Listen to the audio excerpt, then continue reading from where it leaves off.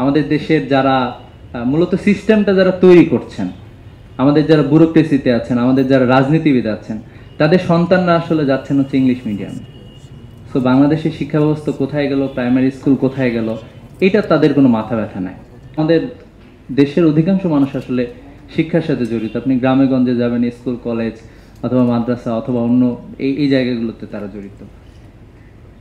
এরপরে হচ্ছে যে আমাদের প্রশিক্ষণ কাঠামো যে পরিবর্তন দরকার, যে নানা ধরনের প্রশিক্ষণ ইনস্টিটিউট থাকা দরকার, যেগুলোর মাধ্যমে মূলত হচ্ছে আমাদের তরুণদেরকে স্কিল করা হবে, তাদেরকে তাদের জায়গাগুলোতে পাঠানো হবে, এই বিষয়গুলো থাকা দরকার। এরপরে আমরা এখনো দেখতে পাচ্ছি যে বিগত বছরে যেটা ছিল যে আমাদের বারবার দাবি ছিল যে আমাদের শিক্ষা খাতে হচ্ছে বরাদ্দ কম, এবং যা বরাদ্দ হয় এর মধ্যে একটা বড় অংশ ব্যয় হয় হলো ইনফ্রাস্ট্রাকচার নির্মাণে, এবং এর বাইরে যে গবেষণায় বরাদ্দ দরকার, এরপর অন্যান্য জায়গাগুলোতে বরাদ্দ দরকার, এই বিষয়গুলো আসলে এখানে আসা। তা আমরা দেখলাম যে এবছরও শিক্ষা খাতে বরাদ্দ আরও কমে গিয়েছে, এবং হচ্ছে শিক্ষার সাথে আর একটা জুড়ে দিয়েছে যে শিক্ষা এবং হচ্ছে আইসিটি একসাথে।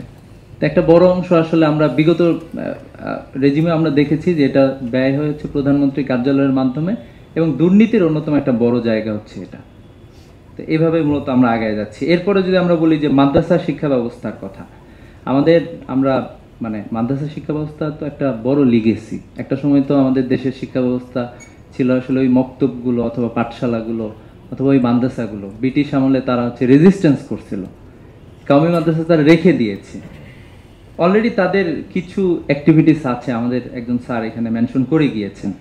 অলরেডি তারা কিছু জায়গায়, তারা ল্যাঙ্গুয়েজের জায়গায় বেশ কয়েকটা ল্যাঙ্গুয়েজ তারা ভালোভাবে শিখতেছেন। ওই জায়গায় যদি তাদেরকে একটু স্কিলটা শিখায় দিতে পারতাম আমরা, তাহলে তো নিশ্চয়ই অনেক ভালো হতো। এরপরে হচ্ছে যে আমাদের ইংরেজি মাধ্যমের যে শিক্ষার যে সংস্কার দরকার ছিল, এই শিক্ষা সংস্কারটাও আসলে আমরা দেখতে পাই নাই। তো এখনও তো আমরা যদি দেখি, আমরা দেখব যে আমাদের দেশের যারা মূলত সিস্টেমটা যারা তৈরি করছেন, আমাদের যারা ব্যুরোক্রেসিতে আছেন, আমাদের যারা রাজনীতিবিদ আছেন, তাদের সন্তানরা আসলে যাচ্ছেন হচ্ছে ইংলিশ মিডিয়ামে। সো বাংলাদেশের শিক্ষা ব্যবস্থা কোথায় গেল, প্রাইমারি স্কুল কোথায় গেল, এটা তাদের কোনো মাথা ব্যথা নাই।